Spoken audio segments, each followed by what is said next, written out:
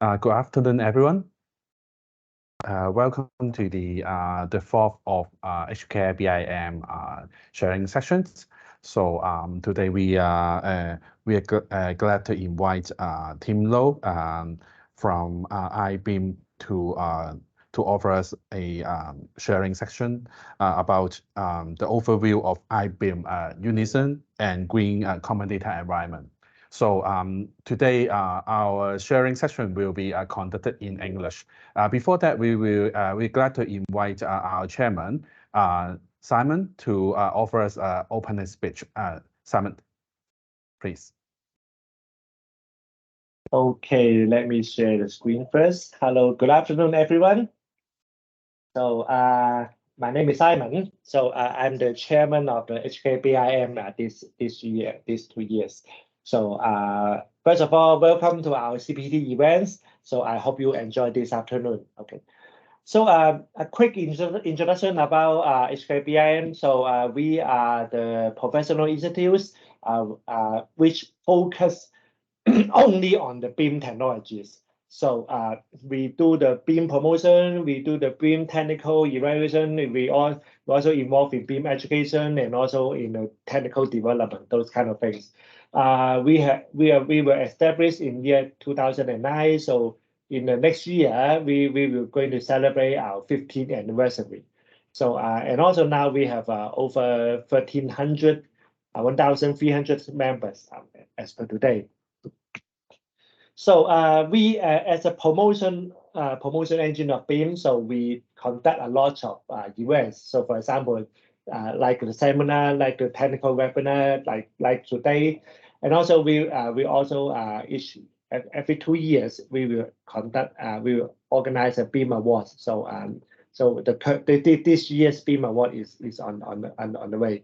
And also we have another variety of other events. So for example, earlier this year, we have organized a BEAM automation arena. So we call it 𝗪𝗲𝗶𝗶. And also we have some other kind of media. And also like last year, we composed a song that is the content is about BEAM.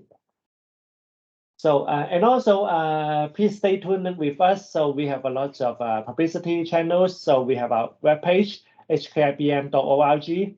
And also we have a number of social medias, including Facebook, LinkedIn, and IG, and also our YouTube channel. So please notice that we have recently published our WeChat channel, so that for those WeChat players and also the friends from mainland China can also stay tuned with us with our updates. So recently, actually we are very focused on the BEAM development in Hong Kong. So we also have a lot of collaboration and communication with those kind of government development. So we had a meeting with the Development Bureau we as the representative of HKIBIM and also over 1,000 BEAMers in Hong Kong. So we have referred some of our opinion. So as you may aware that so just yesterday, the chief executive has announced the policy address. So one of them is about BEAM. So he is pushing forward the adoption of BEAM, particularly in the statutory submission, using BEAM for the statutory BD submission. So I think our Hong Kong BIM will look closely into that and see how we can provide some advice in terms of technical and also so how to about the implementation phase with the. So if any members who have any idea or any suggestions, so please feel free to contact us and we may collect the idea and we can talk to the relevant government bodies. So what is next? So currently, as I said, we are organizing the HKIBIM Award 2003. So this year, again, same as previous years. So we have a different category, including projects, organization, BEAMers of the years. So we just passed through the deadline. So we have a very good response. We have a lot of very quality BEAM projects and BEAM organization, the BEAMers. So waiting for our results. So we will announce the result at the end of this year, and we will have a award ceremony in January next year. And also next year, so we will conduct collaborate with the China Graphic Society, 中國圖學會, which is the biggest BEAM and CAD society in China. So every year they will organize a BEAM conference throughout the whole China. And next year we are very honored that this conference will be held in Hong Kong. So so the conference will be the whole China. And we will also invite a lot of experts from China to share their experience with us. So stay tuned with us. So tentatively, the date is on the last 2 days in May next year. And the venue tentatively is in the Ocean Park Marriott Hotel. So please save the day and stay tuned with us on more updates. And also, as I mentioned, so we will celebrate our 15 years anniversary. So this is our anniversary logo. So very lovely. And also very soon we will organize a series of events. So for example, the video competition, we will organize. So nowadays a lot of people they make a lot of video shoots, so about 30 seconds, 60 seconds to have a quick talk about BEAM. Anything about BEAM is okay. So this video competition, and also we are going to publish and 15 years booklet publication. So etc. A number of events. So and also Hong Kong BIM is now recruiting corporate members. So if any corporate who are keen in promoting BEAM, so please feel free to join us as a corporate member. So we will formulate a group of corporate BEAM-enabled corporate members to collect their ideas and see how we can do more for the industry. So so please go to our website to if interested. And also as say in earlier this year, so we have the BEAM Automation Arena. So we found that there's a lot of talent BEAM automation tools in the industry in Hong Kong. So we are going to set up an app stores, so we can share the BEAM automation tools, and we also encourage IT and BEAM at the crossover to become an automation that bring BEAMs into another era. So we will have a lot of events and things happening very soon. So please stay tuned with us. So please stay tuned with us visiting our websites or our social media or our WeChat channel. So that's so much for me. So I hope you enjoy your CPD and enjoy your evening today. Okay, thank you. So I pass the stage to Kevin. Thank you, Simon. So so let me have a quick introduce to today's topics first. So as I mentioned, today we are glad to invite 𝗪𝗲𝗹𝘆, head of business and system development from BEAM Society Limited. So today we will have an introduction about the iBEAM Unison and how these digital tools can help process environment and sustainability data generated during the design and construction of buildings. So technical criteria and business workflow for iBEAM Unison will be discussed and enable participants to acquire the necessary technical knowledge to navigate the iBEAM Unison effectively. So we'll start the sharing from Tim first, then after that we'll have a Q&A section. So the time now we'll hand over to Tim. Thank you, Chairman. and Chairman Simon and Vice Chairman Guan, as well as Kevin. Yeah, I remember the name. Just to make sure I remember the name. Yeah, thank you so much, HKIBIM, for inviting me. Actually, I've also, in the attendance list, I actually saw some of my members here. So actually members of my committee. So welcoming them, as well as my our co-partners from CIC. So welcoming them as well. And thank you for inviting me. So actually today I'll be actually, let me see if the screen works. Okay. So actually what I'll be sharing today is actually a kind of maybe somewhat or maybe a new concept for BIM, because usually in the industry, people use the BIM for for visualization or maybe clash analysis and so on. But today we're actually integrating the concept of BIM with BEAM assessment or green building assessment, which is actually a kind of like an idea of what we want to do. I think about 2 years ago, because of the fact that we doing the green building assessment involve a lot of data. So a lot of data actually is being inscribed onto the BIM model. So we're actually thinking about what we can do to actually enhance that business workflow in regards to doing the green building assessment.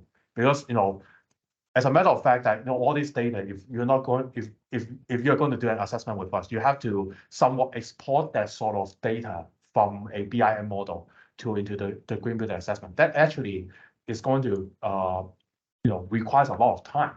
So can we do with BIM? And this is how this whole thing started with this iBEAM Unison project. So actually, give you guys a background. Actually, this project is co-funded by the Construction Industry Council, the research fund. So it's actually one of the very first project that we try to work with the CIC to see what we could do to actually scale up the BIM development, especially in the green building sector. And what we actually aim to do is, if you have anything on the BIM, you inscribe on it, and then once you inscribe on the BIM data, we can actually utilize that data on the BIM and then put it on our cloud platform. And our cloud platform actually reads the BIM data, the data attributes, some of the data attributes in that BIM model, and then export it back to our system for us to do a green building assessment. So later on, I will actually be showing some of the examples like carbon assessment. Actually, this is not really a native things in BIM, but we could actually use something like key schedule. You just input that parameter into that key schedule, and we'll be able to read it. If you export to IFC, we'll be able to read that information on our system, and then you can actually we actually use that data to actually match with our carbon assessment database to actually tell you right beforehand what is the embodied carbon for this structure in the very early design stage, which is really a kind of like a enhancement to the industry standard. Because in the industry, not a lot of people, if you want to do a carbon assessment, you have to find the database and you have to find a tool. But we provide a tool. It's actually free of cost.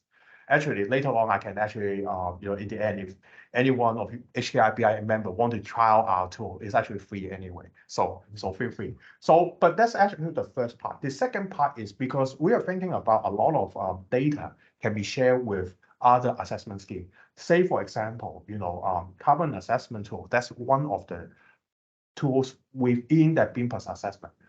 But within that BEAM Plus assessment, the green building assessment, you also have like green finance, which also requires that data. You also have a carbon assessment tool, and then you have like later on there's coming up soon is a smart waste. You also have like waste data, wastage data, material data. All those are shared for different assessment purpose. Then this is where we call the CDE come in. So I think today I will just briefly talk about what the CDE is. It's actually just getting the data from our iBEAM platform, and then you have a one click of a button, it gets transferred to which other assessment tool that is. So it's actually very convenient for the industry, because for a lot of people in the industry, you have to prepare for this submission, that submission, so on. But we can do it all within our own platform. This is actually our intent. So I have talked about kind of a vision and objective, and I think four of the very important things I think I would say is that the streamlining of data logistics is very important, because as mentioned by Chairman earlier, actually the policy address, one of the things that had been emphasized was the use of the BIM model. And why is that? They emphasize on the use of the BIM model. It's actually enhanced the efficiency in streamlining the business workflow in preparing all the data for during the construction phase. So how can we further streamline it? Is we could do it with like a single database or maybe API. Once we have the data on our platform, we can do an API to do a CDE to transfer all that data over. So streamlining is very important. I think one of the other, to us, one of the very important aspects, especially with the green building assessment, is about the human reliance and the time, because we're always being. Am I not here? No. Yeah. Because we're always being criticized about the very long process of green building assessment with BIM+. But if we do it with the BIM, we do a test on our end. Actually, you just prepare like one credit.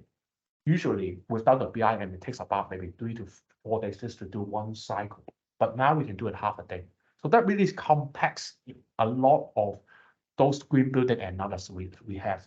If you use our platform along with all the BIM standard modeling.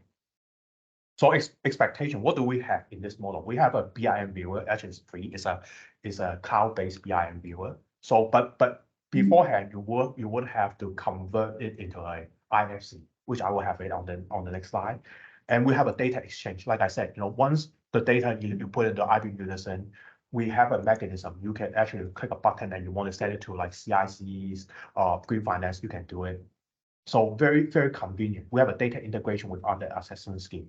And later on, we also try to build more of that data can we do something like an open API? Because, a lot of our so-called environmental data, like energy, people want to know how they're doing against other buildings. So we have actually, for BIM+, we have about 150 projects coming in every year. So later on, maybe we could actually think about open API to share it, and then for the designers, they can actually reference that figure to actually improve the design in the BIM model. So that's kind of like a closed loop we want to try to generate with this project. So again, BIM to BIM+ is really just actually it's not really a separate tool from what we have, but it's actually built on. So for example, if you have a green building assessment project, if you want to use BIM as a submission, or you can just use a BIM base to do an assessment submission, you call us and then we open the system for you. So it's a free plugin. Like I said, it's free of charge. And you can also write on that. It's a lot of different functions, and so on. And the height. That was sorry. Yeah.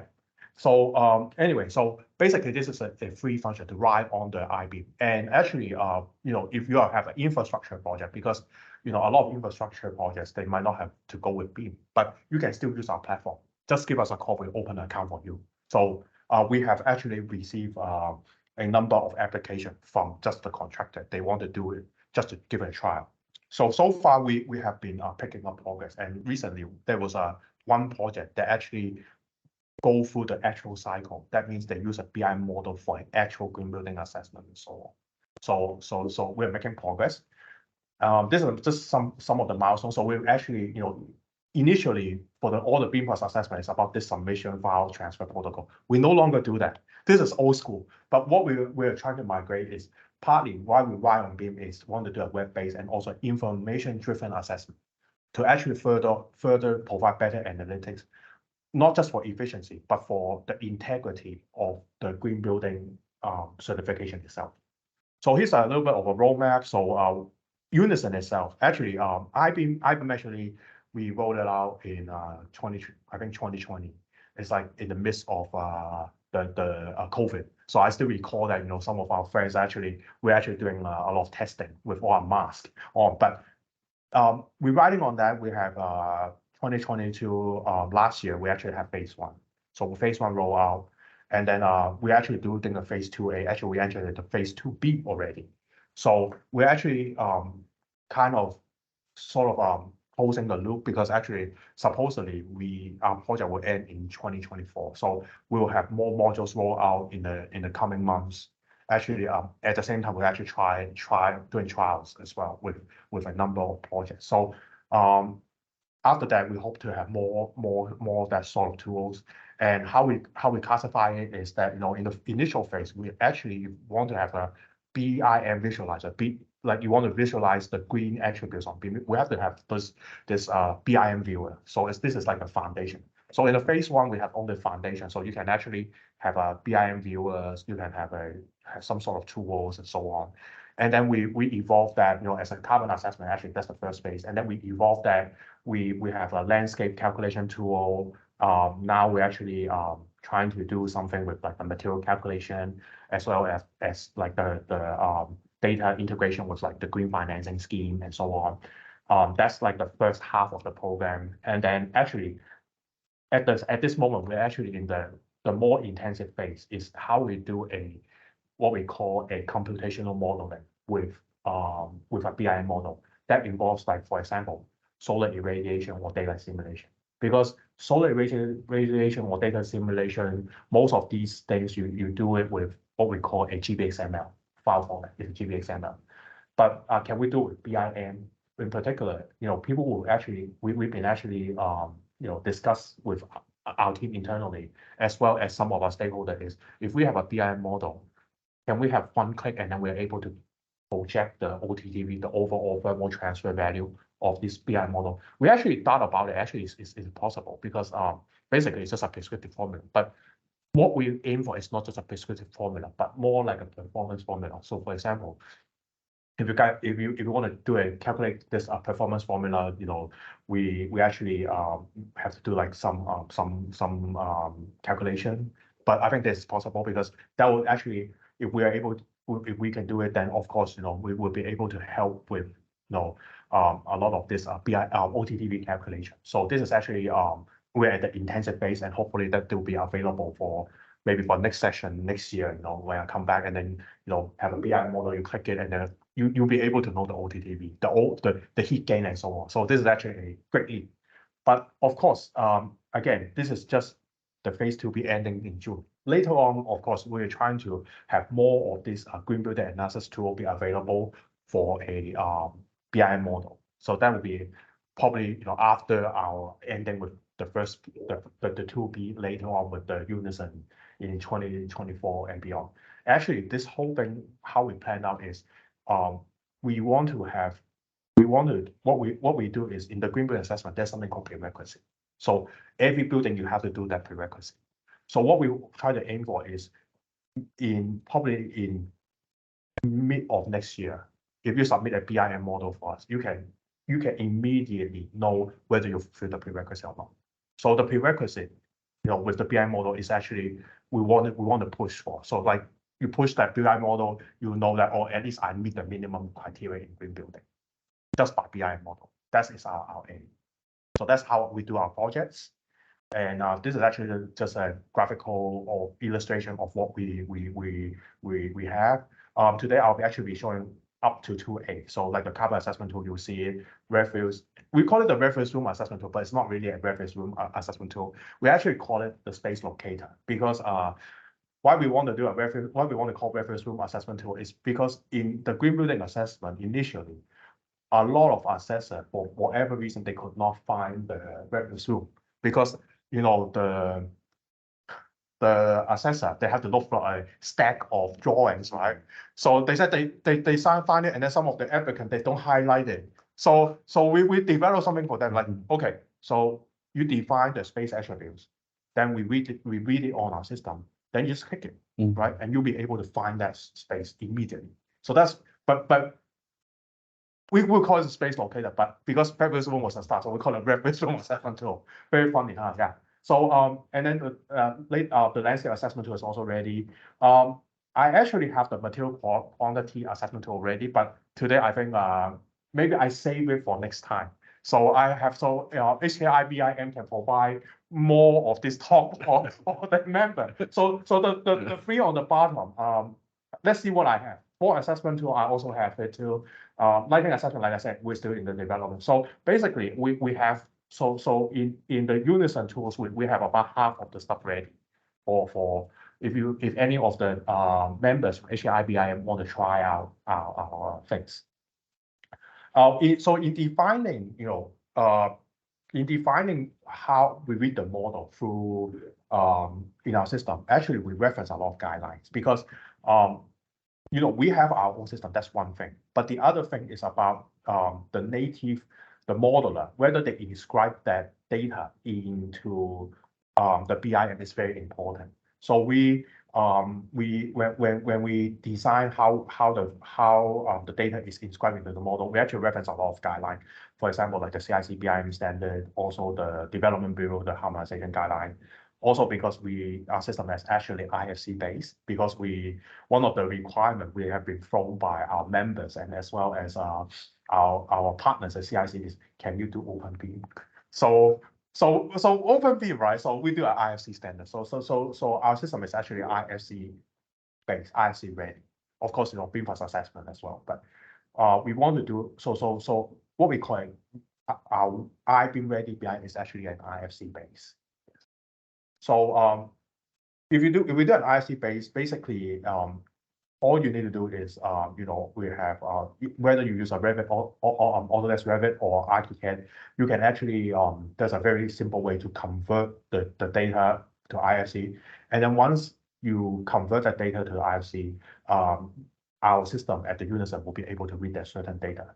Now, actually, one of the things we are actually working on is not just you click a button to convert it, because a lot of our stakeholders actually reach out to us and say that if we just do a simple conversion method, that will actually make the file very cumbersome. The file size will be very cumbersome. So we're actually so two of the things we're actually working on at the moment, I could not be showing you today because those are kind of trade secret at the moment. One of them is about because we have to add in new parameters to facilitate some of our analysis. So we're actually writing up some plugin to in the form of, if you use Revit, it's a Dynamo, right? So we're actually writing some plugin so that you can very easily use that plugin to input that certain parameter into the key schedule. So you can select the relevant parameter, and then you'll be able to input the necessary data for analysis. That's one of the things we're doing, is the native model plugin to cope with this system, the business flow. The other part is that if you export the IFC, we are actually writing the script to downsize only just the necessary information. So for example, if we want to embody carbon, all you need to know is for visualization, you need to know the structural steel. You need to know where the steel comes from. You need to know the concrete grade of that steel, so on and so forth. So we're actually writing that sort of plugin to actually downsize the IFC. And actually, we've been playing around this for a while. Actually, downsizing, I think, is what the industry will need. If, for example, the government, I should be speaking on behalf of the government, because the government, I don't know if any government representative are here, but if in the future, for any submission, like our submission, or perhaps the statutory submission, we reference a Singapore standard. What happened is that the downsizing is actually very effective. They can actually reduce 90% of the file size, which is to us, as a platform provider, to do this analysis is actually a good thing, because less cow fee for me, right? And you upload the file faster, and also because if you include a lot of miscellaneous things into that IFC model, chances are that some of the trade secret of the client will be leaked to us, which we don't care. But the fact is that now everyone talk about security, and if the data is leaked, then we have an issue. So just some of the things we want to talk about is, yes, we have plugin we have plugin to assist you inscribe that data, but we also have the plugin to downsize that file to make sure that whatever you submit to us for the assessment or for the analysis is just the necessary information. I think this is very important in doing this BIM in the very future. So I think what we do is IFC, as I mentioned. Our system actually we prefer IFC schema 4, but we have been doing the trial with our some of our stakeholders. Actually, we also backward support 2x3 as well. So if you have a IFC schema 2x3 and you want to input to our system for analysis, it will work out. But of course, 2 times 3 is actually not too great because the file size is actually larger. So we prefer the IFC schema 4. Also, we will prefer to do a reference view because if for most of the people probably know more than I do, in IFC, right? You have a reference view. For us, we need to read the data. We don't need to do a design transfer view to actually use that data to add on other things. So we require the reference view is good enough for our analysis. So that is some of the things you have to, if you use our system, we'll be mindful of. Yeah. So those are actually the basics. What I talk about the IC is actually the basic requirement for enabling your file to be uploaded to us. We will be able to actually visualize the structure. So that's the IFC. Now here's this part I will talk. I think a couple of slides on this. I'll talk more about what kind of analysis we provide, the green analysis provide in our iBEAM Unison. So the first one is actually called carbon assessment tool. What we want to do is, if you have a structural model ready, beforehand is a lot of this structure information. If you want to do carbon assessment, most likely what you do is you have a material schedule, you have a schedule, you give it to the quantity surveyor. The quantity surveyor will do a material takeoff. And then once they do a material takeoff, they give it to the BEAM consultant, and they will actually input this into the CIC carbon assessment tool, which is a very cumbersome process, as I mentioned earlier. For this carbon assessment tool, we do it in a very simple way. If you have a structural model ready, all you need to do is you add the green parameters, which is the material origin, material family, material properties. Those are actually standard parameters we define in our menu. So actually, by the way, the menu is free of charge. You can go to the iBEAM.HK, you can download it just to look at it. So once you have this parameters, as well as the basic volume of that structural parameter, we'll be able to kind of trace back to our database to find out what that specific, say, beam or what that specific wall that carbon emission is, because we use that information to trace back to actually the database that actually is being used in the carbon assessment tool by CIC. So we use the same database, but we map it with the, if I recall correctly, we map it with the same emission factor. We'll be able to very effectively calculate the structural embodied carbon for the building. Actually, the accuracy is very high. We have been doing it for quite some while, and actually the accuracy is much, when we compare to the old practice. The old practice accuracy about 60 to 70%. Now we're talking about 90% accuracy.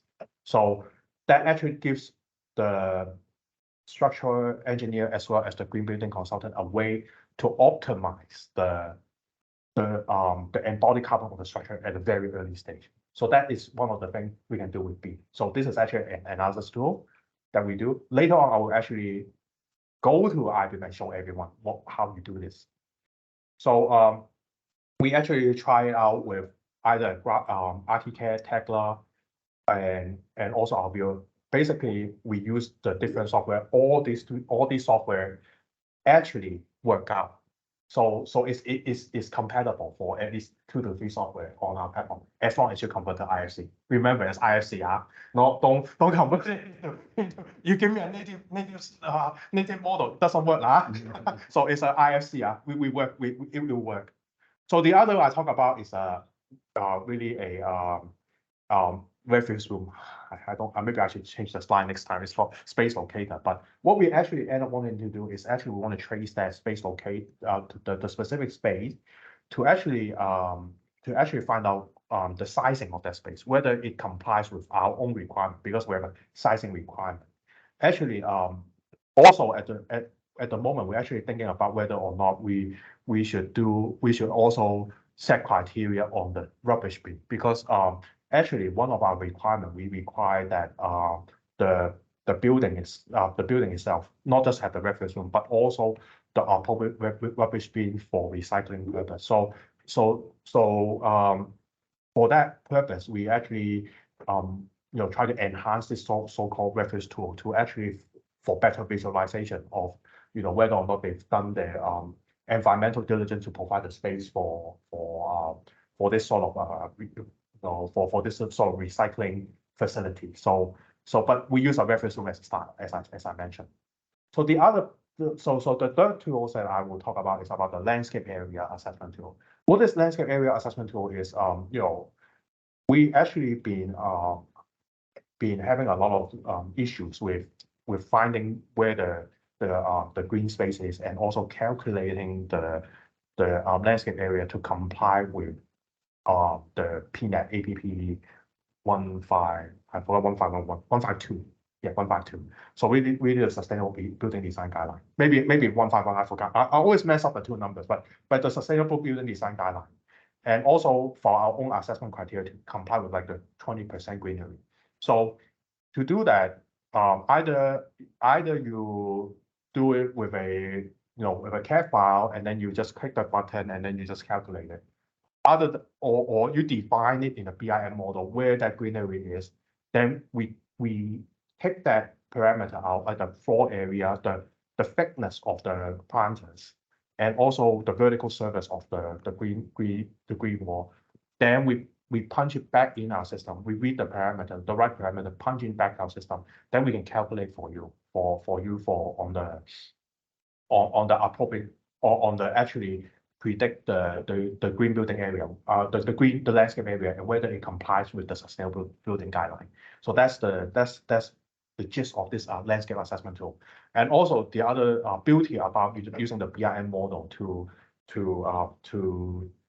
look at the landscape area is actually the planter thickness, because our assessment, we are actually concerned about whether or not that landscape area, the green planter, is thick enough for certain like trees, because some people claim that, okay, certain area, let's say we have a planter, they only allow maybe 200 mm, but you want to plant a tree. I don't think the soil is good enough. So we want to kind of minimize all this debate. So this is something the BIM model will do, because there's a thickness actually incorporated on all the green area. So this is actually one of the things we do. All right. So actually this is just a PowerPoint, but it's not a thank you yet. All right, because this is the end of PowerPoint. I don't think you guys will be interested if we talk about a lot of PowerPoint anymore. So I actually would switch the screen to let all of you see what the iBEAM Unison, how it actually works with doing all this analysis as I mentioned. So give me a second, let me switch my screen. Yeah, sure.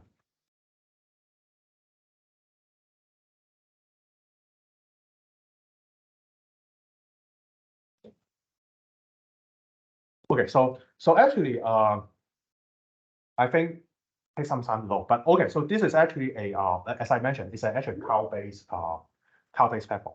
Initially, we designed this for a green building assessment, but now, like for example, if you want to use this, what we call iBEAM Unison, this tool, all you need to do is actually give my team a call, and we have a click of a button in the back, and you don't see it, but for us, we just disable and enable. So very easy, right?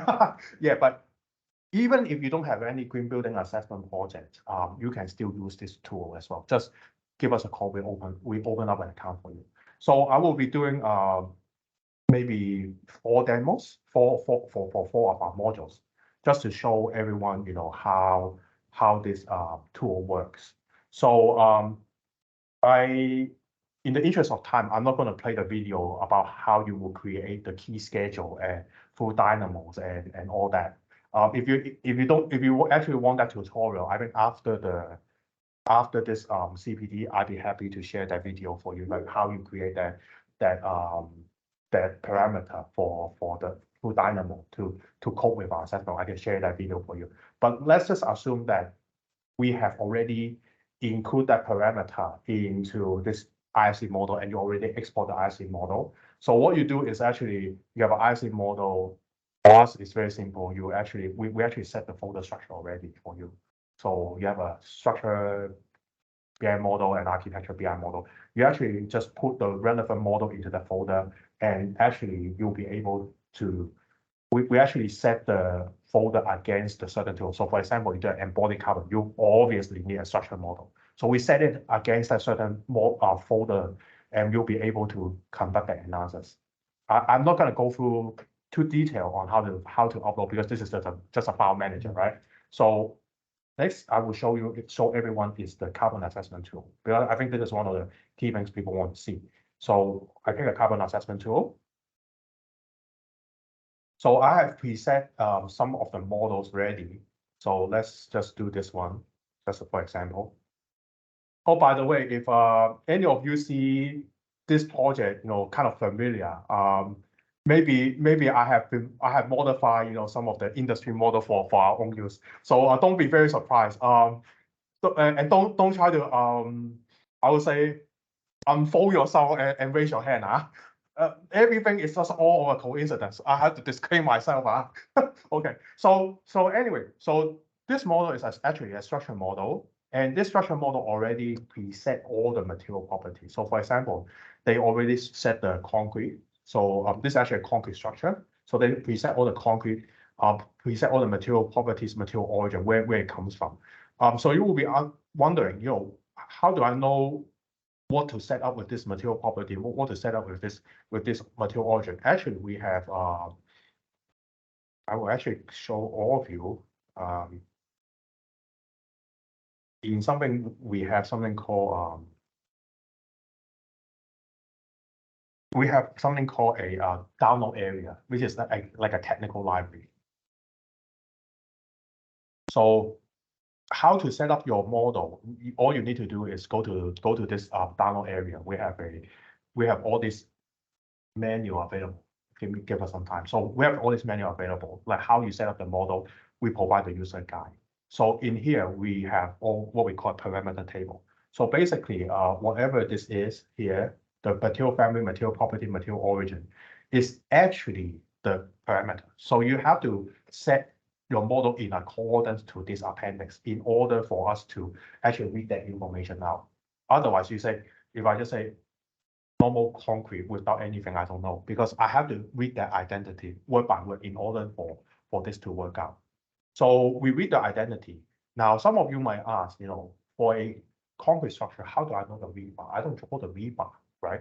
Usually that's not the practice. Unless you are a civil work, then you have the luxury. But a lot of building works for us, we do with building works. We don't do something called we don't draw that rebar into the concrete itself. So what we do is, for this part, we actually set aside a kind of a prescriptive method. So you might have to work with your engineer to actually input this average steel ratio. So we will be able to actually account that steel ratio into calculating this whole embodied carbon of the BIM. So this is actually one of the kind of like a kind of regret for us, because we want to do everything on the BIM model, but this is actually a limitation. So we allow that sort of limitation. You might have to punch in a number, all right? And then once you punch in the number, actually we will give you sort of like your carbon assessment report. So beforehand, all these you might have to work with a number of parties to actually have this material schedule, do all the calculation, set all the parameters, and then before you punch it into the CIC carbon assessment tool. Now I have everything ready already. So basically, you could very easily as long as you put the parameter right, you can very easily kind of know your carbon emission upfront, and let's say if you do an amendment of the model, we do a comparison against models. So you have two models. So let's say one of them you use a higher concrete at the base of the structure. One of them you use a lighter concrete. Then whether there's an emission difference, you will know right beforehand. Or maybe perhaps for here you want to, instead of using a normal concrete, you say you want to use some sort of a recycle. I mean not recycle, but more like the CGBS mix. Then you can actually optimize that material schedule to see what are the options you can optimize for your carbon structure. So for your embodied carbon of the structure. So that's the quick part of using the BIM model into an embodied carbon. Save time and also more opportunity for you to optimize the structure to reduce the embodied carbon. But one of the things that we actually enhance from the CIC carbon assessment tool is really to do with the visualization, because a lot of people ask us, how is my structure doing in regards to the embodied carbon? Am I having too much embodied carbon at the base of my structure, or am I having too much embodied carbon on the top of my structure, or am I balancing out?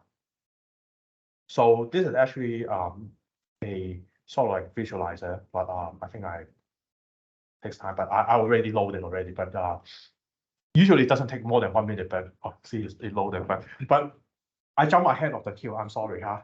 Okay, so this is actually the part is that you can actually know that in your structure, whether or not your structure, which part of the structure has material that has high emission or low emission.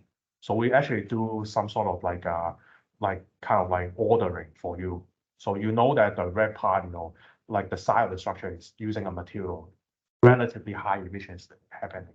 We can actually sort it by carbon emission. So carbon emission will be the area, the surface area of that certain plate or the certain element times that emission factor will tell you whether or not some of those area actually emission is much more. So that kind of actually tells you whether or not how you will optimize your embodied carbon, so on. So this is actually very, very I think more useful for a lot of green building people talking with the structural engineer, because a lot of green building people, they're not really a structural expert, but at least you have some sort of tool to actually facilitate with your discussion with amongst the different project team to tell them, hey, some of the area may be too much emission there. Can you optimize your material to make sure that we have a lower emission, or maybe you don't have some area that use material that is an outlier against the other. So this is actually a kind of a bonus of having this sort of BIM based assessment tool. So you can actually talk with the team to not just for efficiency, for visualization, but more so about talking about optimization of the whole green building process. Okay. So once this is done, actually the other thing we could do is, okay, I have all this data ready. So what's next? I want to do a beam pass assessment. So what you do is we have a button here. You just click button. Okay, you want to export this to what we call eForm. So eForm is our form for the assessment. So we click this button. Okay. For a moment, you say export ready. So this actually carbon assessment tool is one of the credits for beam pass. So we have a credit called MW10, which actually looks at the life cycle assessment of the building, which relates to it. So before this tool, you will have to run this analysis for the CIC CAT. Okay, so let's say you have CIC CAT. Okay, you fill in the number, you have to prepare a report. Okay, which section talks about this? You have to fill in all this information. Now with us, all you need to do, everything is ready. And for the assessor itself, they click everything. We compile the whole green building assessment. We compile all this data for you. So in the interest of time, I don't think anyone with this tool will want to go back to the old way. just how one of the efficiency we do with the green building assessments. So this is actually one of the tools we want to showcase on the carbon assessment. All right. So the next one I want to show is again, it should be called room locator, but in the interest of today, we still call it waste recycling facility tool. So what we want to do is we will already preload a architecture model, and actually we want to know, for example, where in which part of this model is the refuse room. So actually this one we do it for test. You can ignore the first entry. The second entry is, so for example, this area, we know that, okay, so this is actually a BIM model with just one area, but we want to know where the location is. So for every model, if it's defined correctly, you actually know the level of the location of the certain room. and the name attribute. So we extract that two parameter out. So we know that for sure, if somebody wants to ask, okay, so for this project, where which model has this reference room? So for this particular model, we know that okay, is at the level of 116, is at the 36 floor, and the area is just 2.4. This data later on I don't have a demo, but this data is actually very important for us to actually compare against our standard, which we presented. So let's say for example, this building, if they require a reference room to be 3.0 square meter, but this is just a 2.4. Obviously, it doesn't comply. Then goes back to the design team, tell them you need to redesign. But very simply, we can show you is this. So once I click this button, we can show it just by itself, the room itself, isolated. But at the same time, we also have, if you want to know where it is in that part of the building, it shouldn't be taking long. So we know right ahead here. So this is actually one of the space. And then if we have to know that our assessor want to know that, does this work? If we put a recycling bin there, does it work or doesn't work? Then we know. And the assessor can actually use some of our tools. So for example, to use a ruler, oh, okay, so there's some space here. So usually, our assessor, we assess things through PDF. Not a lot of tools are available, or PDF, as a very advanced user, of course, you can define that scale and then you do a measurement. But for BIM, we have the capability to do that measurement itself here. So this is actually an enhancement, not just for the user itself, but we also have assessor looking at this building, looking at this assessment. They can use this tool, utilize this tool to actually issue the right comment and to lessen the so-called dispute in the assessment. So that's the reference room tools we have. Now, reference room is just one of them. What about the reference? The same with like the bottom reference storage. We have the same thing. And then this one is actually a larger model I can show you, but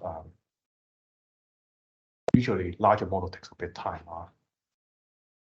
Actually, while this is loading, actually we test this. It's not that bad actually. We use another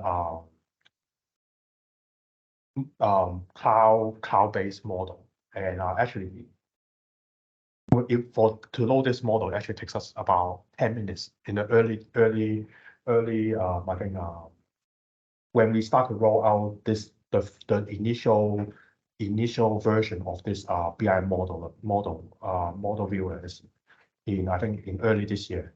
And then actually we talked with our stakeholder. We actually got a lot of complaints. So we recently switched the BIM viewer. So now it only takes a couple, maybe less than 30 seconds. So you see it's actually loading quite fast. But now, like for example, if this for this 3-level building, I want to find that room, find that reference room, actually highlights for you is actually at the ground floor. So these are some of the things that we want to minimize the dispute just for finding something new. It's so obvious. Yes, people will say it's obvious on the drawing, but sometimes finding it, especially for us doing the vetting, we have a pledge day. We need to finish our assessment in 45 days. Then finding all this might take time. Maybe sometimes they mislook. Now we wanted to minimize that experience. So that's part of the things we have been doing. Now that's the second demo.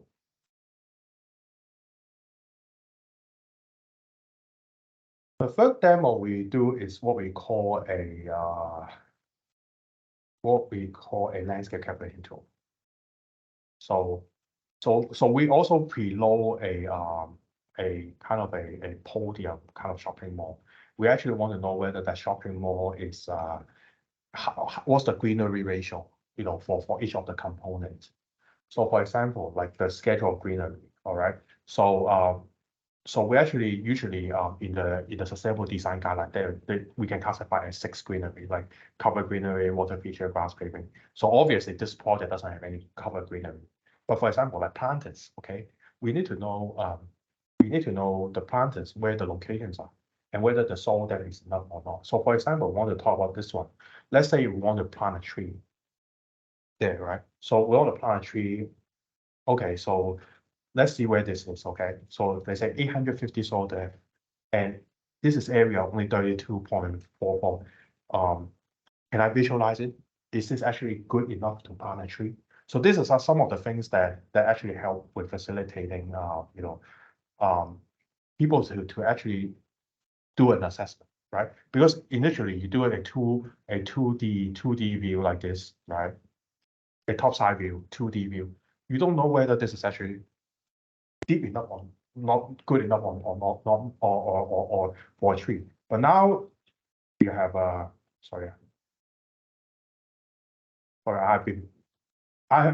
sometimes I have a bad time navigating my own design, huh? So I will open it, okay? But now transferring from the top side view going into this 3D view, you actually can, as a professional, you can actually visualize, okay, this part, like for this part, okay, does this warrant enough depth for a tree here, right? So if I am the the assessor, you tell the assessor, hey, I plant a tree there. The assessor say no, it's not good enough. Then you ask the assessor, why is it not good enough at 850 or right? So something a kind of enhancement we can do. The other thing is we have something called what we call a irrigation. So why we want to do an irrigation is, in determining the landscape area, we also need to find whether that landscape area actually have the necessary water points to serve that area. Because in the green building world, we see a lot of people actually say that we want to plant something there for greenery to create like a vertical green, but there's no water points, right? And usually water point is actually by the E&M the E&M consultant, right? The landscape, on the other hand, is actually by landscape consultant. So actually two different people going on. It's actually two different disciplines. But what if we kind of mesh it together?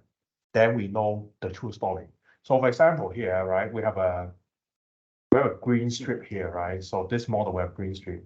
Okay, is there really a water point here? Okay, so here's the water point. So we kind of, and then whether the water point is whether the hose itself can actually allow that long of a hose. Then this is this calculation tool right here. So okay, so let's say we want to do a watering here that requires about 9 meters of your hose. So we have this sort of kind of tools for either the assessor or the user. So no bullshit.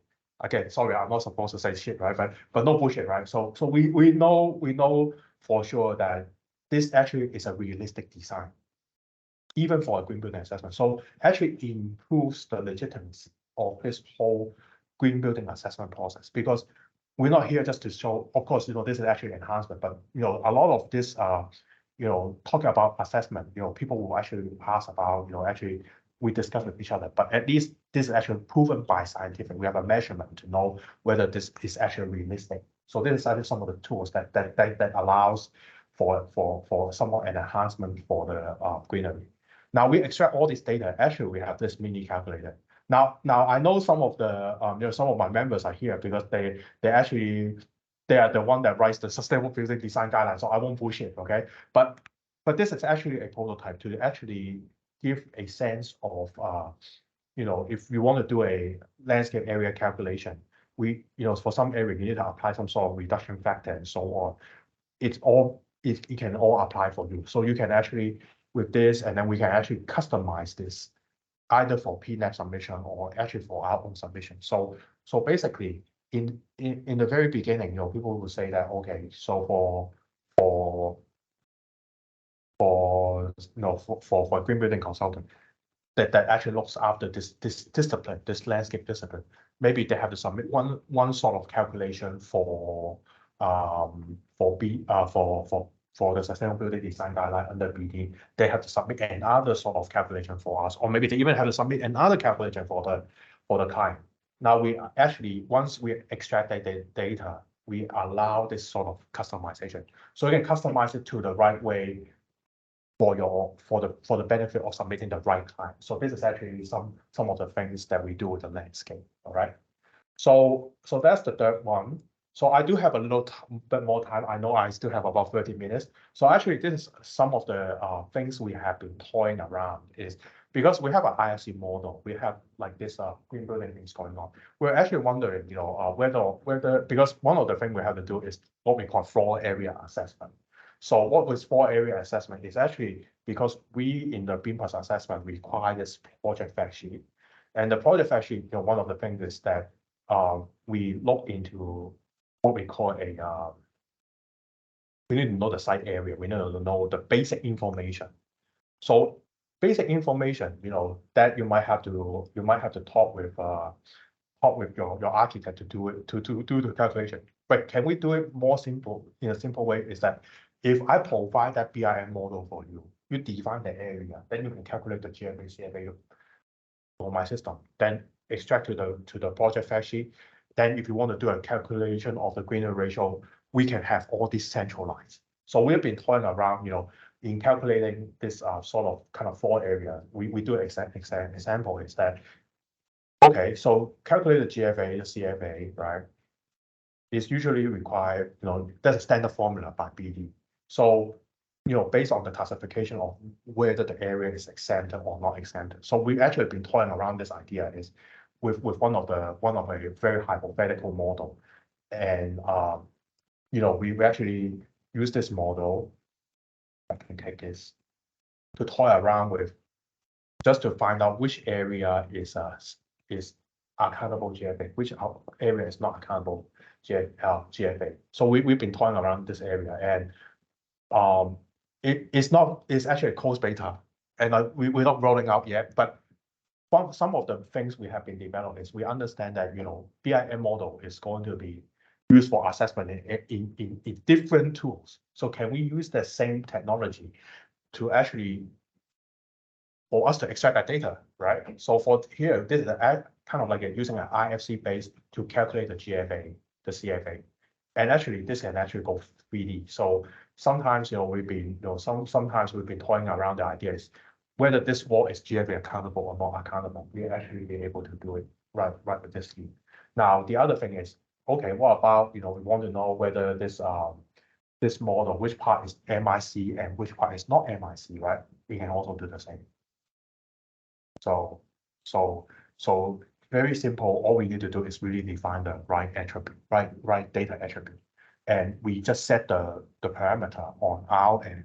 Then we'll be able to do the same thing. So this is actually the beauty of IFC, because basically IFC can you can write the model however way you want it, but as long as the data is actually common, then we're able to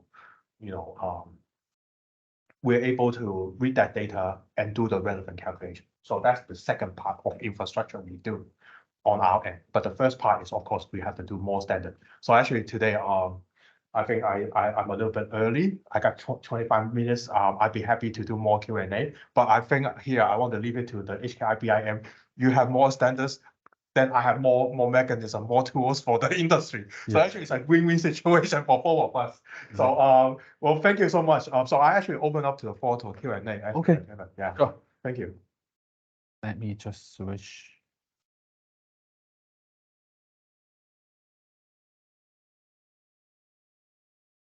So I need to stop my screen back here. Stop sharing.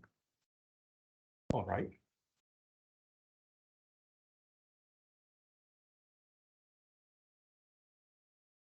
I'd be happy to take any questions from you guys in regards how I do with the for the iBEAM Unison. Because this is actually just the beginning. Okay. So Sure. Yeah. Thank you very much, team. So We'll just open to the floor for all our members and members to So, send questions. please raise your question in the Q&A section or in the chat. So maybe just start from myself first. So I think the tools is really quite interesting and powerful tools. So I just want to have a few simple questions. What if I have a building that I consist of the structure and a steel structure and a concrete structure, which is the concrete structure is building in the Revit, and the steel structure was building in a kind of another software, just like in 𝗥𝗲𝗽𝗆. So will it be compatible? I can put it all together to do analysis. Not really, because of the fact that basically what we well let me put it this way. What we can do is if you have different models offered under the same software. I didn't show you. I have another function that actually combines the model. Okay. Because actually one of the questions I see from one of the guests, 𝗥𝗲𝗽𝗆, I know you now. So hi 𝗥𝗲𝗽. So one of the issue is that in this BIM world, from my understanding, is you can have multiple models combining. Yep. But if it's under the same software, we're able to stitch it back. But different software, this is actually a limitation. We might be having some issue. We're actually thinking about how we do this, because with the IFC, but this is actually the limitation. Whether you convert to the IFC is still have that same limitation. I think this will be a quite common way that in the BIM industry they may be doing two kind of the discipline in different software. So that's why. And I have another question about, I have seen that the tools can do some of the analysis and some of the try and error to change some of the things of the design. So will you consider that those data can be synced back to the model instead of just stay in your platform? Very good question, Kevin. Actually, we in our own panel, we have actually a working group. We think about it. Actually, one of the issues that our working group has been raising us, they don't want it to go back, because that would disrupt the whole project cycle. Of course, of course you can have like blockchain, but this is not blockchainable with the IFC, right? So I think pretty much everyone in the industry, I'm not gonna lie, is not blockchainable, right? IFC, right? So for that reason, we decided not to have it. But what we could do is that data actually can actually export to Excel. Okay. We do an export Excel. Now, if you export to Excel, for example, this sort of material schedule in Excel, there are a lot of plugins that allows you to use that Excel to go back in. But we're not doing it. We're not doing it as an official per se, because that will actually trigger the integrity, and there's an issue. Yeah. Okay. Yeah. Thank you. So I actually want to go back to I think my answer was a bit misleading for the first question, whether you have different tools. We could do different IFC models. So for example, you have one integer. Yeah. We can still extract that data out. But in terms of visualization, not on our system we can do it. So, okay. But we can extract data. So let's say you have a both of them you convert to IFC. Yep. Suppose they are right things, right? Yep. So you have a foundation, you use 𝗥𝗲𝗽𝗆. The superstructure, you use a ArchiCAD, for example. You convert that IFC, I can bring that to IFC. Okay. But the stitching function of that visualizer, I'm not able to. So you can't view it together. I cannot view it together. But you can do analysis. Exactly. Okay, got it. Yeah, I think yeah, I wasn't right. I was like, when I was thinking, I think I wasn't very clear. But yes, we can do it. Okay, cool. Thanks. Yeah. So 𝗥𝗲𝗽𝗆, what about the 𝗥𝗲𝗽's question? How large of the model size supported by your view? I think he means the IFC files. Honestly, we have a model size as big as 1 GB in our trial. No problem. One IFC. One IFC. Okay. No problem. So I have not tried something like 5 GB or something. Okay. If you have it, I'd be happy to do a stress test of my system, and I beat my contractor to let's see what they can do. But I think large enough for most of the industry is okay. Then if I have 6 tiles, should we do it one by one or do them together? Again, there, in the BIM standard, as far as I'm concerned, there's a way of telling you what is the best appropriate approach to divide your models, right? So for us, if you have 6 towers, as long as you come from the same software, we have tried it. Actually that model I showed you, it's actually can be combined to 3 to 4 models, and we stitch it together. We still have no problem. Even 6 models, we still have no problem. But there's some limitation, as I said. If one on 𝗥𝗲𝗽𝗆, one on ArchiCAD or Revit, then we have an issue. Yes. So how to handle the material not come from HK? This is actually a very tricky question because I have seen some of my friends from CIC. So I think I better not say. I better not say. I better not say. But you know, for the material that does not come from Hong Kong, I think the study, you know, what we have in the database, we also have something from Qatar and also mainland China. So those we have, but like other than that, you say the not so common one, say you have a concrete from Africa, then I don't have that data. But this has to do with the study. So for other material you want to add to my database, I think I better not say a lot because the CIC people. Yeah. Well, let's put it this way, right? We'll be expecting a lot of material. Yeah, but most coming common, from China. yeah, most common material we have, most common the steel from northern part of China we have, because those are really common and gets imported to Hong Kong. So we actually work with the CIC in enhancing the database. But like I said, you know, they're here. So we have to actually give them the credit. They're the one that does the database, yes. Okay, so we have another question from Andy. So you have been talking about the open beam or the data sharing among different system or platforms, right? So does your platform have the API capability so that we can connect to the other platform or systems? We have the API capability. Right now, we establish connection with the CIC Sustainable Finance Certification. That's one of the things. We are also doing another one with, if I recall, another platform, which I better not disclose at the moment because they haven't been brought, also with CIC. So mostly we do a lot of API with them at the moment. We also have a few projects with the open API we are trying to do, but it's really very close beta. So we're actually only inviting like the really the certain people that we work very closely to do this sort of API. But again, you know, Andy, thanks for your question. So like if you have any other software you think, you know, we want to link with us, you can approach us. Like I said, you know, we do this because the nature of our business is actually quite different from a software vendor, because we're actually a public body. We actually kind of like do certification assessment. So for us, you know, if you want to have linkage with us, we're more than happy to actually talk with everyone to see what we can do to do more of the, you know, the API and data linkage. Yes. Because I think Andy just said if the data visualization can be embedded in other platforms, just like the Notion or the 𝗪𝗲𝗶, just rather than a local image, that could be great. I think that's why he asked these questions. I mean, we're open to that. We're open to that collaboration. But at the moment, you know, some of the limitation, especially, you know, for us, it's really a homegrown system. Then of course, you know, we in the long run we'll think about that. Oh, certainly, yes. Okay, sure. So here we have another question from Gia.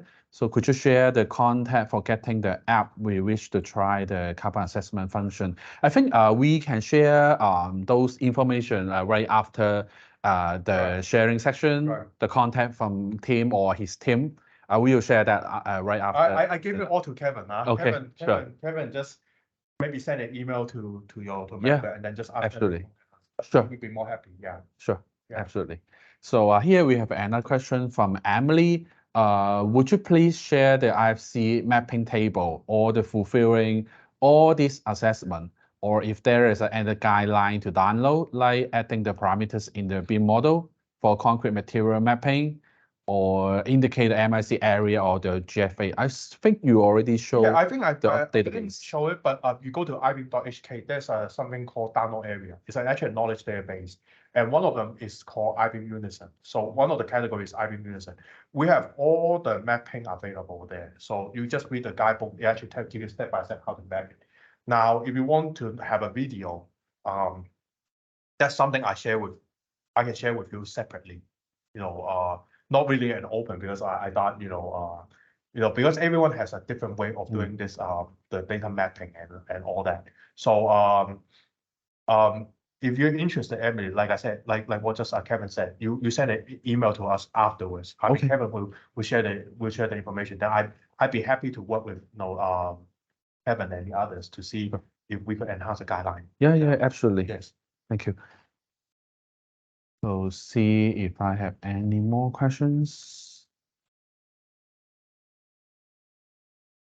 So remember, if you have any more question want to ask or something you would like to know more, please don't hesitate to raise the question here.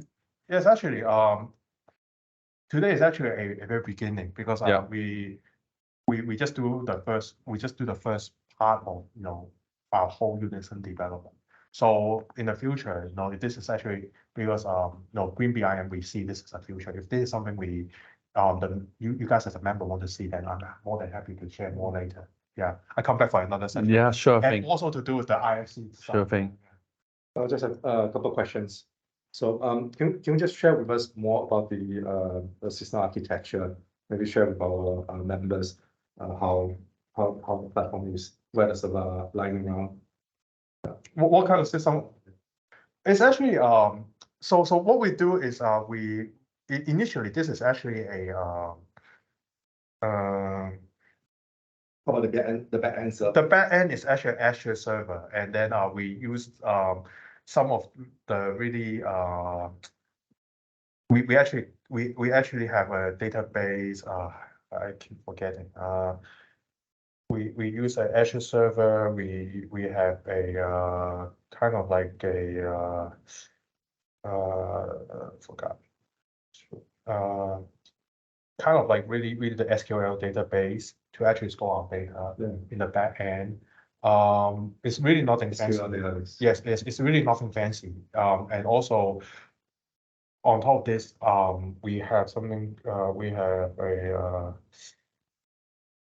have a project explorer and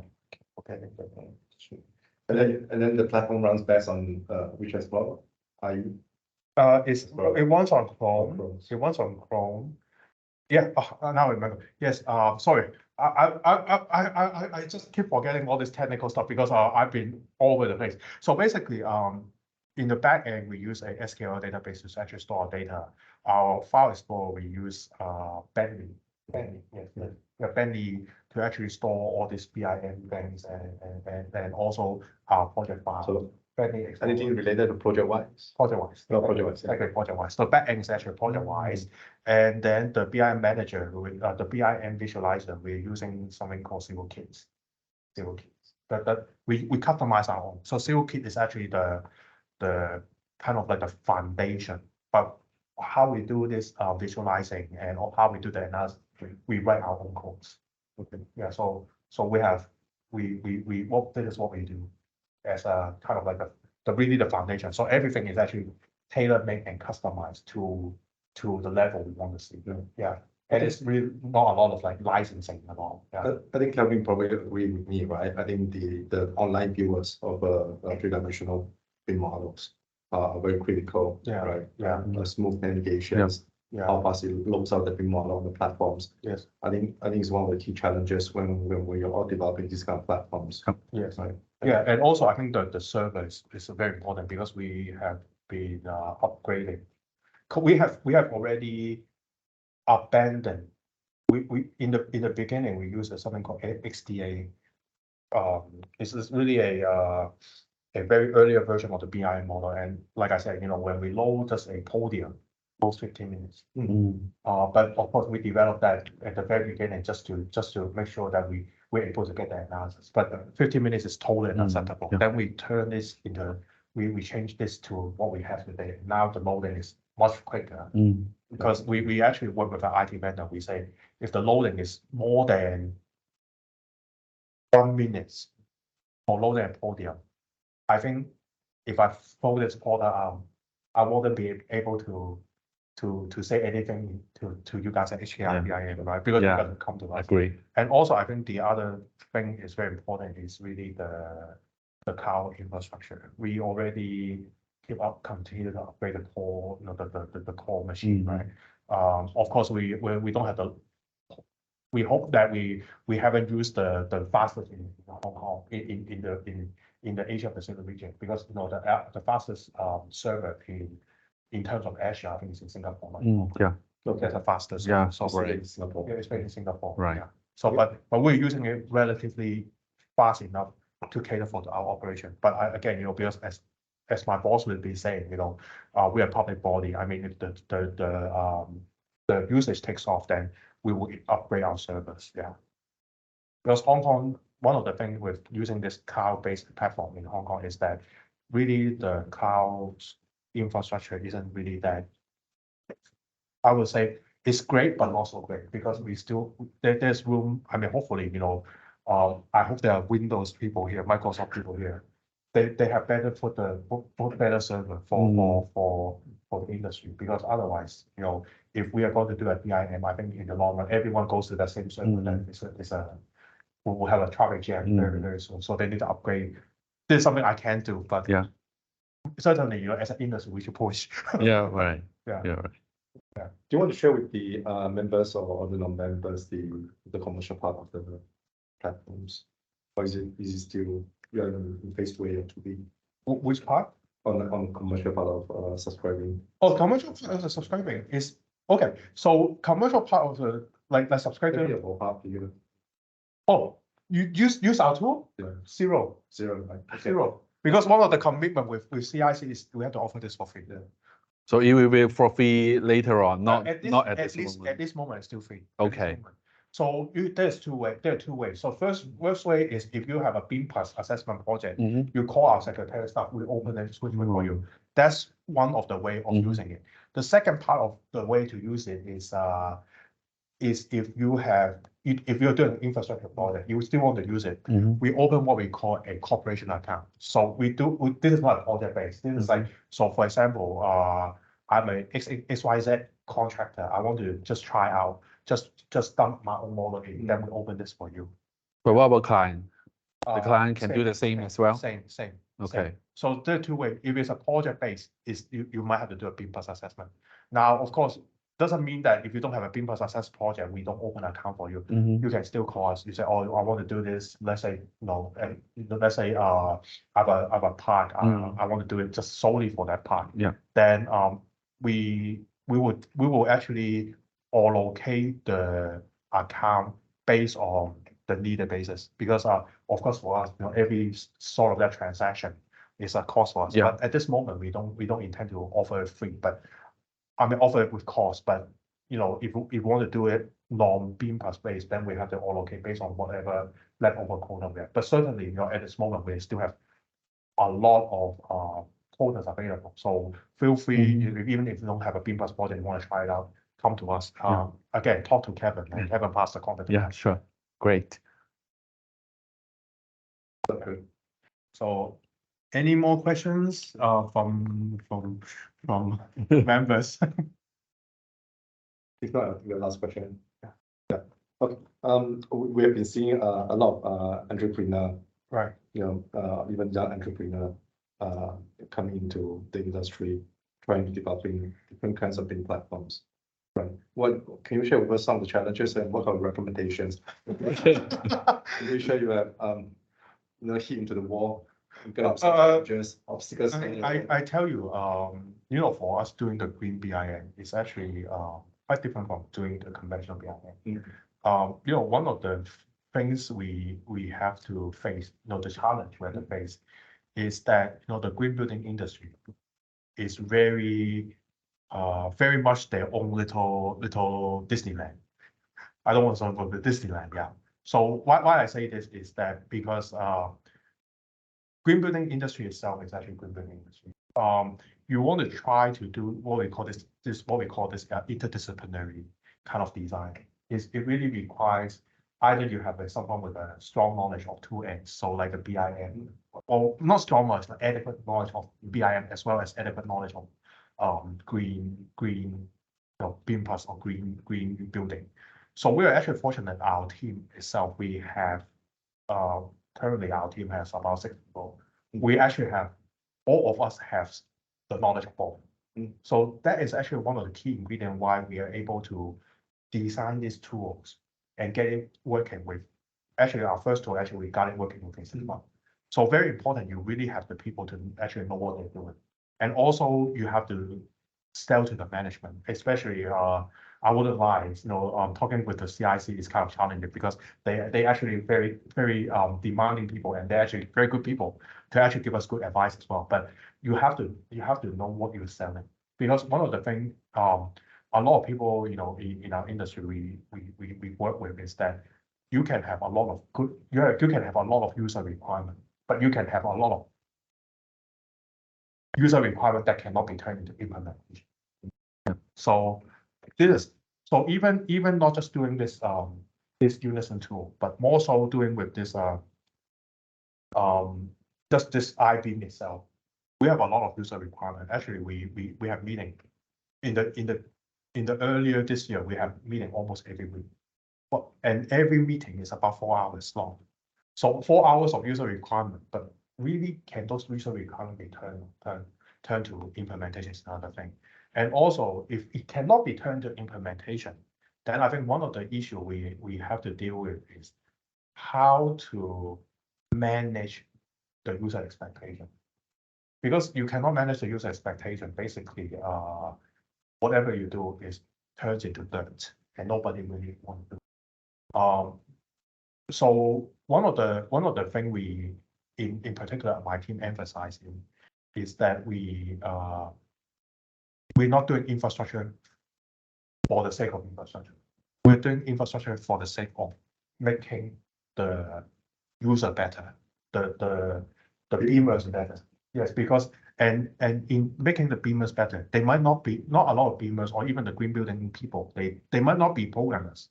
So we need to explain to them, and we have to take a lot of time to do a lot of expectations, expectation management. One of the things for us, as someone working in the the public organization is we're not really that mindful of our expenses and costs, because we really don't have, unlike in the private sector, you have to be mindful of your time charge and all that.